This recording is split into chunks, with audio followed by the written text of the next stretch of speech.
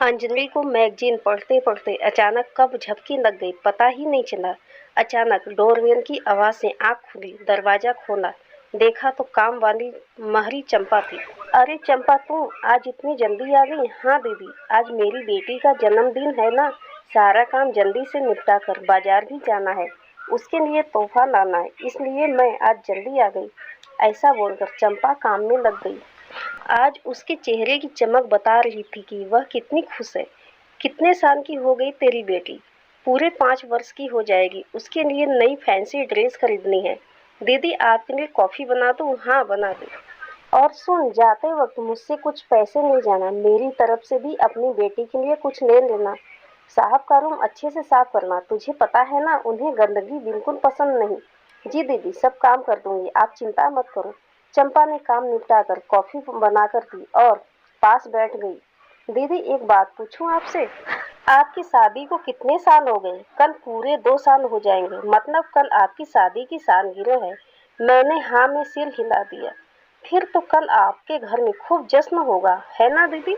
अरे नहीं, मैं और तुम्हारे साहब डिनर के लिए होटल जाएंगे बस। ऐसा क्यों दीदी? आपका तो इतना बड़ा घर है, साहब की कितनी अच्छी कमाई है, आपका मैका भी कितना अमीर है, फिर भी जश्न नहीं कर रहे हैं? ऐसा क्यों दीदी? अरे तू यहाँ बातें ही करती रहेगी या घर जाकर अपनी बेटी की जन्मदिन की तैयारी भी करेगी? अरे हाँ, मैं भी ना कितनी पागल हूँ, बातों में लग जाती हूँ। इतना कहकर चंपा चली गई। तभी मोबाइल की घंटी बजी। माँ का फोन था।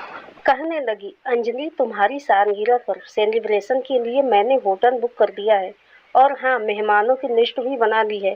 तू और भी किसी को बुलाना चाहे तो बुला लेना। ओके? नहीं माँ, मुझे कोई पार्टी वार्टी नहीं करनी है। प्लीज आप जिद मत करो। जिद मैं नहीं, तुम कर रही हो अंजलि। जो हुआ उसे भूल जाओ। पुरानी बातों को लेकर बैठी मत रहो।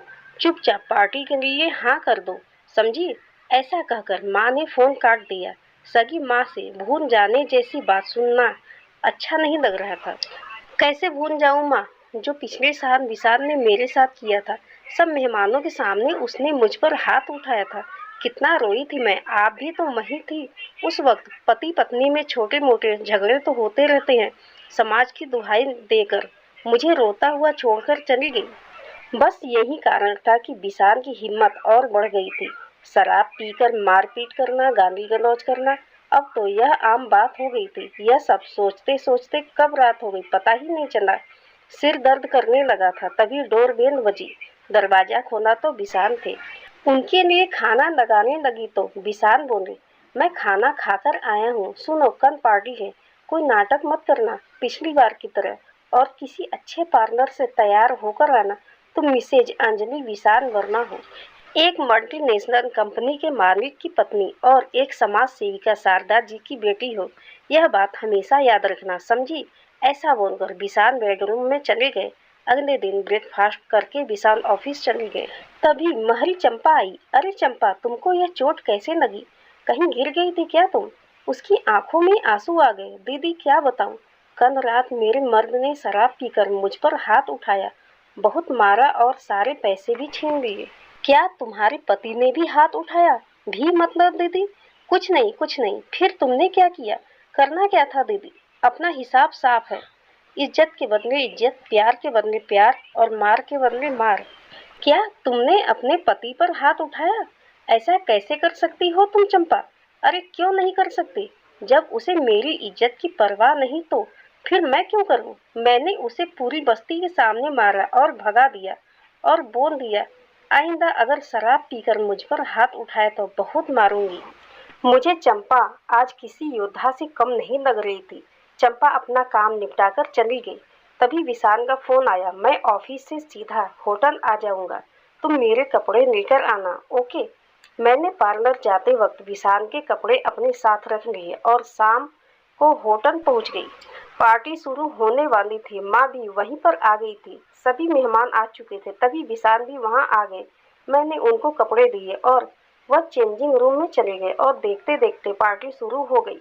मेकअप से लिपे पुते चेहरे जाम से जाम टकरा रहे थे।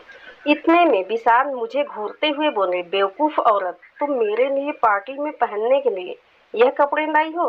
मैंने कहा, जो मुझे सही लगे मैं ले आई। तुम मुझसे जुबान लड़ाओगी? अभी बताता हूँ तुम्हें।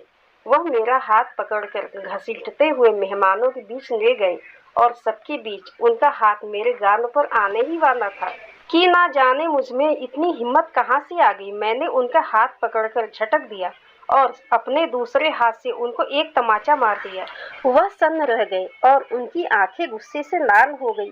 तेरी इतनी हिम्मत, तुम मुझ पर हाथ उठाएगी? इतना कहकर उन्होंने मेरे बाल पकड़ना चाहा। मैंने डर के बजाय पीछे हटने के 2 कदम और आगे बढ़कर उनको धक्का मार दिया और चुप रहने का इशारा करते हुए बोली, तू बहुत बोल चुका मिस्टर विशाल वर्मा, अब मेरी बारी है।